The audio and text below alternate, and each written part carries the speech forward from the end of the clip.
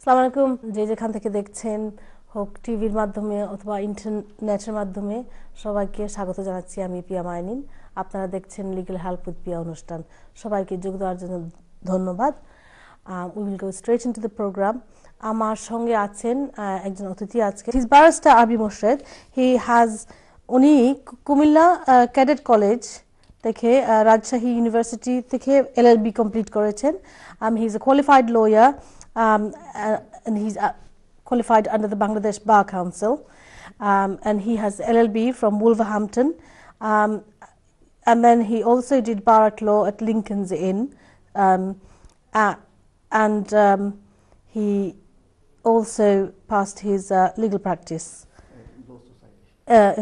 with the Law Society. So, Barrister Abu Morshed, thank you very much for coming to the program. Barrister Abu Morshed, he not only does immigration, he's a specialist with debt সম্পর্কে যদি কোনো দর্শকের কোনো question থাকে অবশ্যই আছে। আজকে specialist আছেন who can deal with any sort of debt questions. আপনারা ফোন করুন, প্রস্তুত আছে। তারপরে তো আমরা ইউজুয়াল ইমিগ্রেশন কোয়েশ্চেন নিব। ইমিগ্রেশনের অনেকগুলো আপডেটও নিয়ে এসেছি আপনার জন্য, and also some changes. প্রথম আপডেটস, নতুন অ্যাপ্লিকেশন ফর্ম আসতেছে from the 1st of July. Visitor appeal rights আপনারা জানেন যে 25 তারিখ থেকে উঠে গেছে, this last week gone. Full appeal rights আর নেই। Long residency-তে there was always a little bit of discretion, although it was very hard to get immigration officer to exercise that discretion. ওখানে একটুখানি flexibility এসেছে, so সেটাও cover করে নিচ্ছি আমি পরে, and obviously we'll go into emails. Telephone লাইনে যাব, দেখি ফোন লাইনে কেউ আছে কিনা। হ্যালো, আসসালামু আলাইকুম। ওয়ালাইকুম আসসালাম। আমার একটা প্রশ্ন ছিল আপনার জি বলুন। ইমিগ্রেশনের ব্যাপারে আর আপনার রেন্ট। আমি একটা প্রাইভেট টেনেন্ট, দুইটা ব্যাপারে লিগ্যাল অ্যাডভাইস চাচ্ছিলাম। আমার ওয়াইফ 2009 এ দেশে আসছে as a PBS dependent. Yes. তারপর আমি 10 ইয়ার্স রুলসে ইনডেফিনিট পাওয়ার পরে আমি সিটিজেনশিপও হয়ে গেছে আমার। ইনডেফিনিটলি পেয়েছি, 10 ইয়ার্স রুলসে ইনডেফিনিট পেয়েছি। সেদিন আমার ওয়াইফের স্ট্যাটাস চেঞ্জ করে আমি 2 ইয়ার্সের ওই যে রুলস যেটা ছিল আপনার ডিপেন্ডেন্ট অফ সেটেল পারসন, ওইটাতে ভিসা করাইছিলাম। কিন্তু আমি জানতে পারছি উনি এর আগেই কোয়ালিফাই হয়ে যায়। তো আমার কি 2 ইয়ার্স ওয়েট করতে হবে, নাকি এর আগে ওনার অ্যাপ্লিকেশনটা আমি ইনডেফিনিট অ্যাপ্লিকেশনটা সাবমিট করে দিতে পারবো? জি না, আর্লি করতে পারবেন না, ওই স্পাউস ভিসায় থাকতে হবে। আপনি আর্লি কেন মনে করছেন? ওই যে কোনো ধরনের এক্সাম্পশন আছে কিনা সেটা বলছেন? জি জি জি জি, ওটাই আমি জানতে চাইছিলাম। আসলে আমার সমস্যা নেই 2 ইয়ার্সের জন্য, কিন্তু আমি জাস্ট জানলাম যদি উনি আর্লি কোয়ালিফাই হয় তাহলে আমি। উনি যেহেতু স্পাউস ভিসায় আছেন, উনি 2 বছর পুরোতে হবে, কমপ্লিট করতে হবে ওনার। 2 ইয়ার্সের আগের ইয়ারগুলো কাউন্ট হবে না ওনার? 2 ইয়ার্সের আগে যেটা, ওইগুলো কাউন্ট হবে না। আপনি যেটার কথা চিন্তা করছেন, আমি জানি আপনি সিটিজেনশিপের কথা। যখন সিটিজেনশিপ করতে যাবেন তখন ওনার 3 বছরের দরকার, এখানে 3 বছর দরকার। তো রেসিডেন্সি 3 বছর দরকার। সো ইন দ্যাট সিচুয়েশন ওই যে আইএলআর আগে যে সময়টা, সেই সময়টা কাউন্ট হয়। অথবা কারোর জন্য আইএলআর আগে 5 বছর যাদের, তাদের আইএলআর পাওয়ার আগে যে সময় ছিল on restriction visa, on limited visa, সে টাইমগুলো কাউন্ট হয়। কিন্তু আপনার ক্ষেত্রে, আপনার ওয়াইফের ক্ষেত্রে এই ধরনের কোনো এক্সাম্পশন না। 2 বছরের ভিসা উনি কমপ্লিট করে তারপরে আইএলআর অ্যাপ্লাই করবেন। সেকেন্ড কোশ্চেনটা হচ্ছে আমার রেন্টের, মানে হাউজিং রেন্ট নিয়ে। আমি যে বাসায় থাকি ওটাতে 2 ইয়ার্সের শর্ট টার্ম টেনেন্সি এগ্রিমেন্টে ছিলাম। তো ওই short term tenancy agreement expire করার পরে আমার স্টেট এজেন্টের সাথে কন্ট্রাক্ট, ওটা মান্থলি রোলিং কন্ট্রাক্টে চলে গেছে। ইন দ্য মিন টাইম আপনার 2 ইয়ার্স পরে আপনার আমার ঘরটা, ওদের যে অ্যাকচুয়াল ল্যান্ডলর্ড, যার থেকে আমার ল্যান্ডলর্ড লিজ করছে, সেই ঘরটা অকশনে দিছে। তো auction is taking place on 8th of July. আমি আমার ল্যান্ডলর্ডের সাথে কথা বলছি। ল্যান্ডলর্ড বললো, আপনার স্টেট এজেন্টের সাথে কথা বলুন। তারা বললো তারা একটা লিগ্যাল নোটিশ সার্ভ করছে এই এলপিএ রিসিভারের এগেইনস্টে, যে ওদের টেনেন্সি এগ্রিমেন্ট যেটা আছে লিজ হোল্ড, ওটাকে মানে এক্সটেন্ড করানোর জন্য। তো তো ওরা কোনো জবাব দেয় নাই, ওরা বলছে অকশনের পরে যে মালিক আসবে সে ওটা সেট করবে। এই মুহূর্তে আমার লিগ্যাল রাইটসটা কি এবং আমার কি করা প্রয়োজন? আমি হচ্ছি private tenant, had an agreement with the landlord through an estate agent. G landlord leasehold expire করছে। হ্যাঁ, আপনি ফোনে ধরে রাখেন, আপনার আনসার দিচ্ছেন ব্যারিস্টার আবু মোর্শেদ, এবং দেখি ওনার কোনো প্রশ্ন জিজ্ঞাসা করার আছে কিনা। আচ্ছা, আপনার এক্সপায়ার হয়ে যায় কবে ভাইজান বলেন তো? Tenancy July, end of July. আচ্ছা, আপনি ল্যান্ডলর্ডকে জানাইছেন যে আপনার যে এক্সপায়ার হয়ে গেছে? সে তো তার কাছে ডিপোজিট আমার না, সরি, আসলে ল্যান্ডলর্ডের লিজ হোল্ড, ওর অ্যাকচুয়াল ল্যান্ডলর্ডের সাথে যার সাথে ও লিজ হচ্ছিল ও এক্সপায়ার করেছে। আমি টেনেন্ট, আমি প্রাইভেট টেনেন্ট।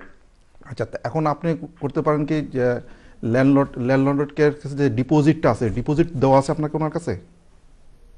হ্যাঁ, আমার ডিপোজিটের আছে স্টেট এজেন্ট, কারণ ল্যান্ডলর্ডের সাথে ডাইরেক্ট কন্ট্রাক্ট না করে আমি স্টেট এজেন্টের মাধ্যমে কন্ট্রাক্ট করছিলাম। আচ্ছা, এটা কেন অকশনে চলে যাচ্ছে তো? জি জি জি জি জি।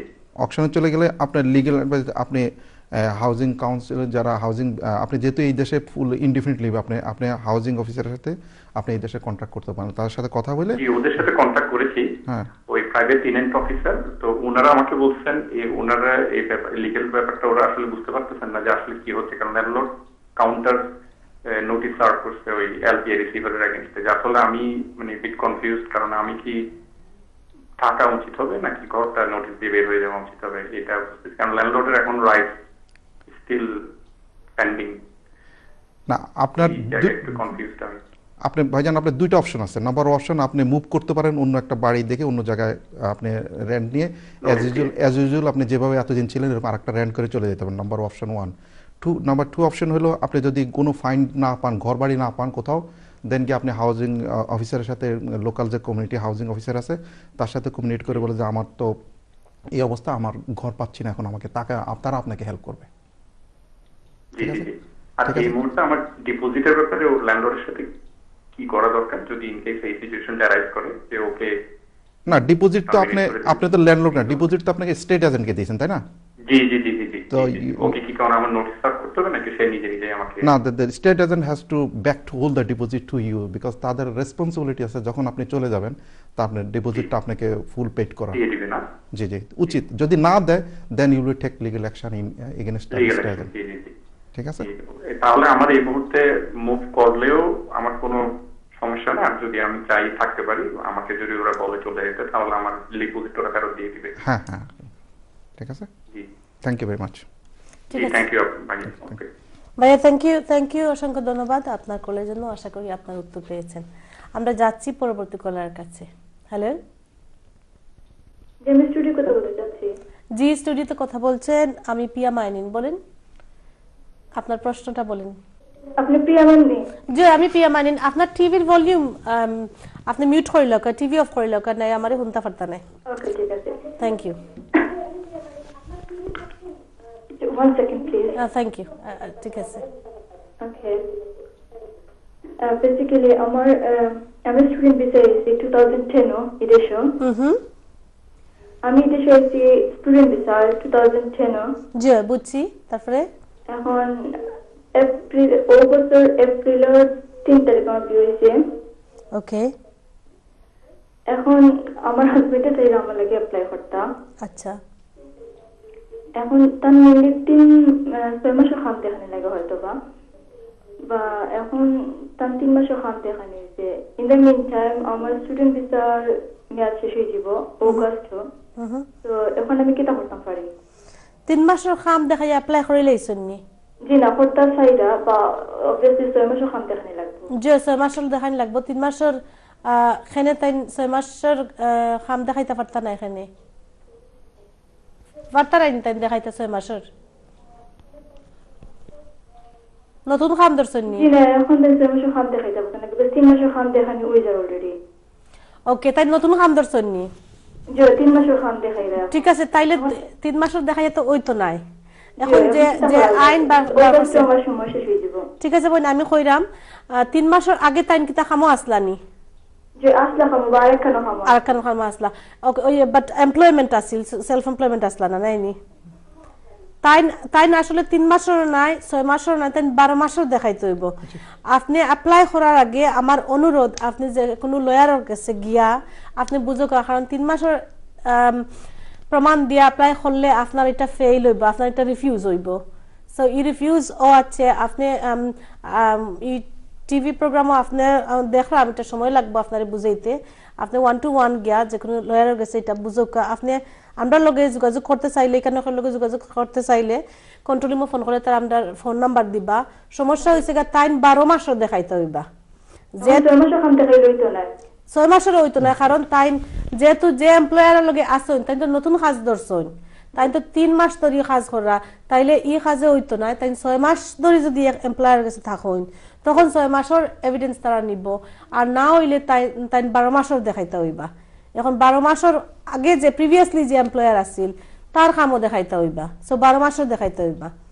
ওর টুকেতে 12 মাস খান দেখাই লাগবে 12 মাস দেখানি লাগবে এবং এখন আমি প্রত্যেক প্রোগ্রামে কইয়া থাকি সাংঘাতিক ডিফিকাল্ট হইছে আপনি হুনুকা মন দিয়া বিকজ এখন যেটা তারা চায় এখন স্পেসিফাইড এভিডেন্স চায় আগে এক সময় আছিল আপনি একটা জায়গা আরেকটা লাইলে চলে যাইতো আপনি বুঝছেন নি একটা জায়গা আর অন্যটা চলে যাইতো এখন যেটা চাইবো তারা একটা দিতে হইবা এবং হ্যাঁ ওটা আমি লাস্ট উইকেও কইছি তারা যদি কয় খালা কলম আপনি খালা কলম দিতে হইবা আপনি ব্লু কলম দিলে হইতো না ব্লু কলম ওই তো লেখে ইলা হইতো না তারা যেটা চাইছে একটা দিতে হইবা তারা যদি কয় 12 মাস আপনি যদি 10 মাসও দেন তো আপনার এটা রিফিউজ হয়ে যাব অলরেডি সলিসিটর লগে মাত্র হইছে তাই আপনি 6 মাস খান দেখাই লইব ওয়েল তান এই আমার যে ইনফরমেশন দিছেন আমি ও ইনফরমেশনের উপরে আমি বেস করিয়া ও তথ্যের উপরে আমি বেস করিয়া আপনার আনসার দিছি হি সলিসিটারের লগে আপনারা কিতা মাচ্ছেন জানলাম না হি সলিসিটার যদি আপনারা কইয়া তখন যে নতুন খাম 3 মাস ধরে দর্শন তাইলে ইলা তাই কইতা নাই যে 6 মাসের আমার ইন কোনো মিসআন্ডারস্ট্যান্ডিং আছে সো আমার অনুরোধ আপনি আখের লগে আপনি যোগাযোগ করিয়া গিয়া দেখো গিয়া দেখা করো গিয়া ঠিক আছে গিয়া 1-to-1 আপনার হাজবেন্ডও গিয়া বইয়া এখন কিতা কিতা ডকুমেন্টস লাগবো তারপরে খালি ই ডকুমেন্টস নাই আপনার তো 18,600 পাউন্ড রুজি দেখাইতে হইব তাই যদি একলা না পারেন আপনি জব করেননি আচ্ছা কলার হারিয়ে ফেলছি এখানে লাস্ট একটা পয়েন্ট আছে আপনি যদি কোনো কাজ করেন আপনার কাজও আপনি দেখাইতে পারবা আপনি যদি লফুলি কাজ করেন নাকি 20 ঘন্টার ভিতরে বা যত ঘন্টা আপনার ভিসা দেওয়া হইছে এই কাজও দেখাইতে পারবা বাট আপনার 18,600 পাউন্ড দেখাইতে হইবা এক এমপ্লয়ারের কাছে যদি থাকতো তাহলে 6 মাসের দেখাইতে পারতা যদি 6 মাস ধরে এক এমপ্লয়ার থাকতা যেহেতু তাই নতুন খাম দর্শন 3 মাসও দেখাইতে পারবা আপনার 1 বছরও দেখাইতে হইবা তারপরে তো আরো অন্যান্য ক্রাইটেরিয়া আপনারা ফিল আপ করতে হইবা ম্যারেজ সার্টিফিকেট বিয়া যে হইছে ওটা আরো রিকোয়ারমেন্টস সকল আপনারা লয়ারের কাছে গেলে ইনশাআল্লাহ আপনারা পাইবা এবং আমি কোনো ওয়েতে হইতাম না এটা আপনারা একলা করুক বিকজ আমার জানি আপনারা কিছু কনফিউশন আছে থ্যাংক ইউ ভেরি মাচ আমরা যাচ্ছি ফোন লাইনে দেখি ফোন লাইনে কেউ আছে কিনা hello can you hear me? I can hear you. Can you hear me? I can hear you, yes. Thank you very much. I have a question. How the dual citizenship works in terms of British Bangladeshi origin? How the dual citizenship works? Yeah. So what it is, right? I'm a British citizen through naturalization since 1992. Yeah. And I have lost my original Bangladeshi passport with indefinite leave to remain. Right. But I have a new Bangladeshi passport, but I want to travel to Bangladesh, and I don't have a indefinite leave to remain on my new passport. So how that will work as a dual citizenship? But you have a British passport, don't you? That's right. But you want to use your Bangladeshi passport, so you want to maintain your dual. If I want to use my Bangladeshi passport, right? Yes. Without the indefinite leave to remain, because indefinite leave to remain passport has been lost. Yes. So I have a new Bangladeshi passport, which doesn't have any indefinite leave to remain. Yes, I understood that. Yes. Yeah. So if I want to travel to Bangladesh with Bangladesh passport without the indefinite leave to remain, how that will work? Well, my understanding is on the way there you would need your Bangladeshi passport. on the way back you will use your British passport. Is that right, Mr. Morshed? No, this is the thing that that's the caller want to use the Bangladeshi passport with the indefinite leave. That one he was easy name. Yeah, but এখন আর indefinite leave stamp নেই আমি একটু বলি শুনেন হ্যাঁ বুঝতে পেরেছি আমি ব্রিটিশ সিটিজেন 1992 তে ঠিক আছে আমি 92 থেকে আমি ব্রিটিশ সিটিজেন আমার ব্রিটিশ পাসপোর্ট সবই আছে কিন্তু আমার বাংলাদেশি পাসপোর্ট যেটা নিয়ে আসছিলাম ওই পাসপোর্টটা লস্ট হয়ে গেছে যেটাতে আমার indefinite leave to remain clear আমি বুঝছি ঠিক আছে আমি বাংলাদেশি পাসপোর্ট রিসেন্টলি করেছি উইথ এই যে ডিজিটাল যে পাসপোর্ট যেটা হয় তো ওইখানে তো কোনো নাই কি বলে স্ট্যাম্প নেই আপনার নাই তো আমি যদি অ্যাপ্লাই করতে চাই আমার ডুয়াল সিটিজেনশিপটা যেহেতু আমি বাংলাদেশি হ্যাঁ and if I want to apply on my dual citizenship how this will work and if I want to travel to Bangladesh with Bangladeshi passport not the British passport how this will work he can apply the home office for indefinite leave to remain you can apply home office and they can do jehetu amar British passport but I think okay yes I think I have got your answer. I mean the best that information that I can give you, I mean have you been like this before, because what I think you need to do is use your Bangladeshi passport to go out of the country abar ashar shomoy if you can use your please do check this with another lawyer. I'm not absolutely clear, but when you come back you can use your British passport. So apnar option duto, you can either use your Bangladeshi passport to go there and on the way back on entering Heathrow. Sorry to interrupt. I can't go to Bangladesh. I got to go to Bangladesh because I don't have indefinite leave to remain. You don't need indefinite leave to remain to go to Bangladesh. Why would you need indefinite leave? Why would you need indefinite leave to go to Bangladesh? You cannot return. আপনি যেটা বলছেন you cannot return. সেটা আপনি clear হন, আপনি return করতে পারবেন না, কারণ হিথ্রোতে যখন আপনার ইনডেফিনিট লিভের স্ট্যাম্প দেখবে না তখন আপনাকে obviously you will have problems, আপনাকে আবার আসতে দেবে না। এই প্রোগ্রামে আমরা জেনারেল গাইডলাইন দিয়ে থাকি। It is not what you need to do. I request you to take one-to-one advice from a lawyer near to you who will give you more specific advice, but this is my advice for now, that this is the two ways you can do it. You can use your Bangladeshi passport to go out of the country. Okhane indefinite ache ki na ache otoba you're on overstay, all of that doesn't matter because you're going back to Bangladesh. When you're coming back, apnar indefinite leave lagbe, but I think that you can use your British passport to come back, but please check that with a lawyer. আপনাকে আর সময় দিতে পারছি না. We totally understood your question.